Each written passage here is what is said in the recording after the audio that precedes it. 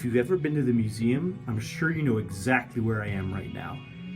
We're staring at the wall of our building, the petrified wood, inside the dark room. Our dark room has black lights and UV lights to excite rocks, fossils, and other minerals to then have them release visible light in a new wavelength. These minerals over here don't normally glow during the daytime, but when they're excited by ultraviolet light, they do. Ultraviolet light is a light from the sun that we can't see.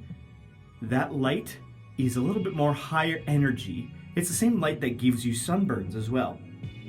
So, this kind of light can help us view things in a new way we had never seen before.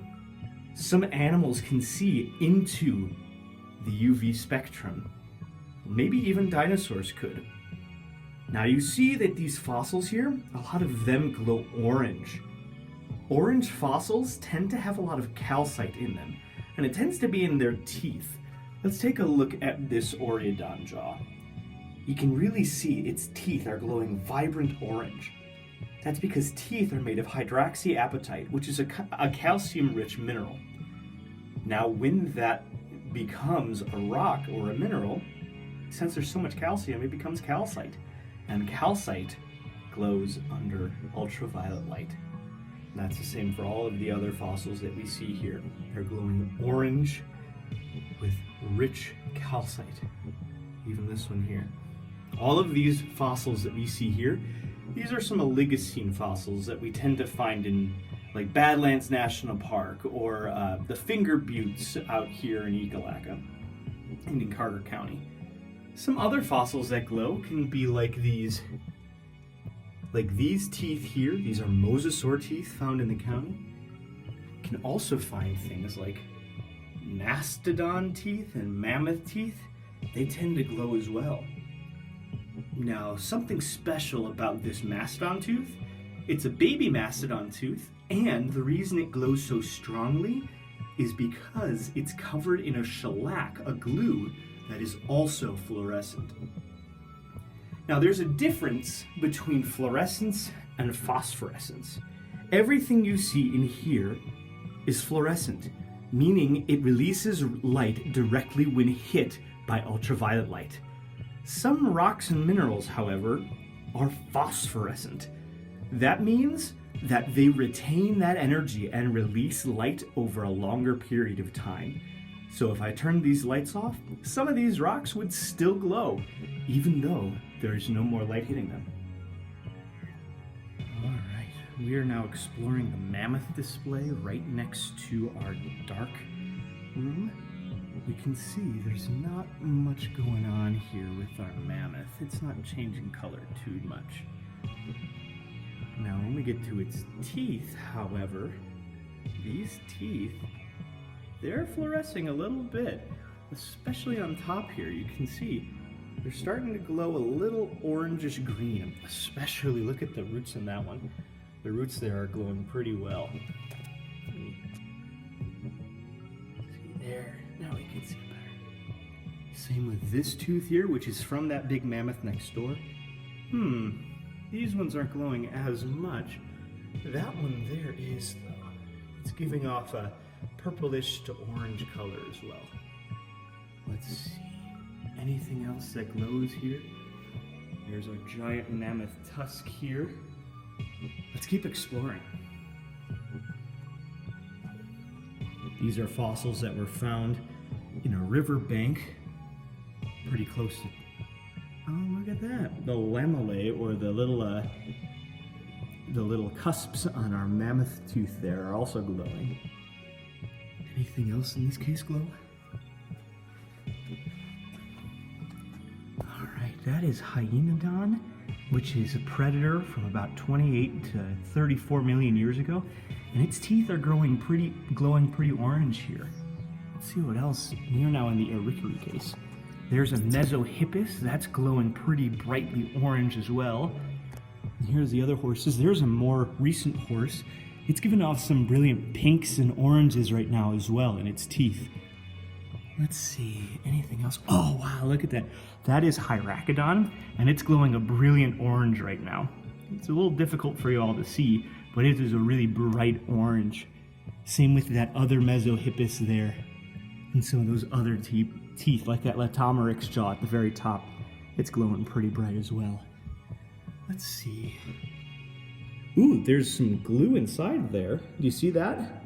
This is an Oreodon skull, and it's connected by a bar and some glue inside. And that glue is glowing pretty bright too.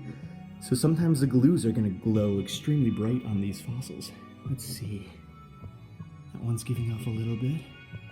This is now a Brontothir lower jaw, and it's got a little bit of fluorescence going on, not much.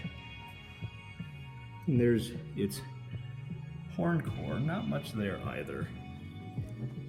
Oh, this is exciting. This is an eagle skull, a golden eagle. And you can see its beak here is separated. The beak is glowing pretty orange, especially towards the base.